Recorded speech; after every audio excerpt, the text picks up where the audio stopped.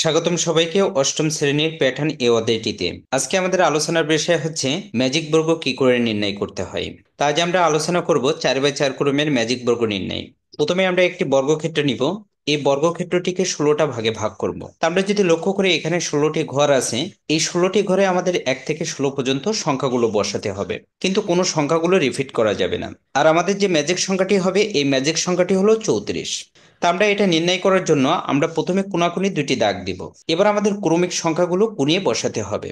তা আমাদের যে ঘরগুলোতে দাগ পড়ছে এই ঘরগুলোতে ক্রমিক সংখ্যাগুলো বসবে, আর যে ঘরে দাগ পড়ে নাই এই ঘরগুলোতে সংখ্যাগুলো বসবে না। এখন প্রথম যে ঘরটি আছে এই ঘরে প্রথম সংখ্যাটি বসাবো আমরা এক, একের পরবর্তী সংখ্যাটি হলো 2।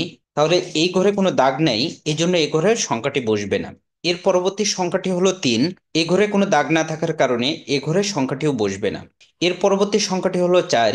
এ ঘরে দাগ থাকার কারণে এ ঘরে 4 সংখ্যাটি বসবে। এর পরবর্তী সংখ্যাটি হলো 5। এ ঘরে কোনো দাগ না থাকার কারণে এ ঘরে 5 সংখ্যাটি বসবে না। এর পরবর্তী সংখ্যাটি হলো 6। এ ঘরে দাগ আছে এজন্য এ ঘরে 6 বসবে। এর পরবর্তী সংখ্যাটি হলো 7, অর্থাৎ এ ঘরে একটি দাগ আছে এজন্য এ ঘরে 7 বসবে।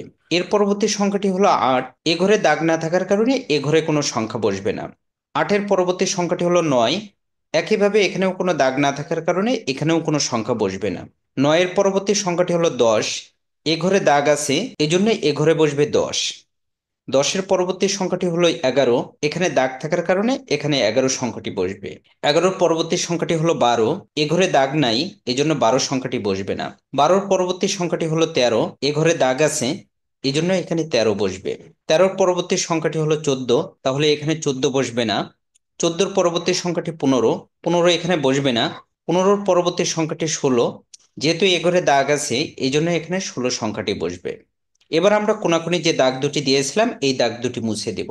একইভাবে নিচ থেকে উপর পর্যন্ত ক্রমিক সংখ্যাগুলো গুণি বসাতে হবে।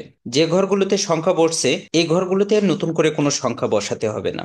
এই ঘরের সংখ্যাটি বসার কথা ছিল 1, কিন্তু এই ঘরের সংখ্যাটি বসছে। তাহলে 1-এর পরবর্তী সংখ্যাটি হলো 2। এই ঘরে আমরা বসাবো 2। 2-এর পরবর্তী সংখ্যাটি 3, অর্থাৎ এই ঘর খালি আছে এই জন্য এখানে 3 বসাবো। 3-এর পরবর্তী সংখ্যাটি হলো 4। এই ঘর খালি নাই এ কারণে এখানে সংখ্যাটি বসাবো না। 4-এর পরবর্তী সংখ্যাটি 5। এ ঘর খালি থাকায় এখানে 5 বসাবো। 5-এর পরবর্তী সংখ্যাটি 6। এ ঘর পূরণ করা হয়েছে এজন্য এখানে সংখ্যাটি বসবে না। 6-এর পরবর্তী সংখ্যা 7। একইভাবে লক্ষ্য করলে দেখতে পাই এখানে একটি সংখ্যা পূরণ করা আছে, যে কারণে এখানে 7 বসবে না।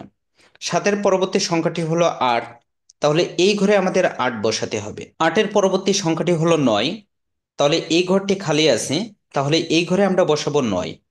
9-এর পরবর্তী সংখ্যাটি 10। এ ঘর খালি না থাকায় এ ঘরে কোনো সংখ্যা বসবে না। 10-এর পরবর্তী সংখ্যাটি 11। এ ঘরটি খালি না থাকায় এখানেও কোনো সংখ্যা বসবে না। 11-এর পরবর্তী সংখ্যাটি 12।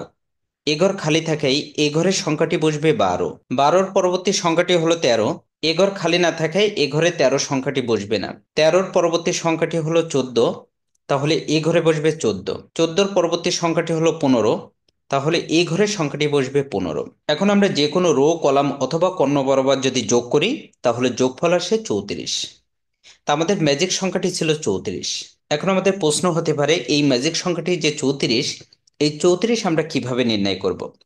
তো এই ম্যাজিক সংখ্যাটি নির্ণয়ের জন্য আমরা যে ফর্মুলাটি ব্যবহার করব, half into N, N square plus 1। আমরা যে ক্রমের ম্যাজিক বর্গটি নির্ণয় করতে চাই এন এর মান হবে সেই সংখ্যাটি।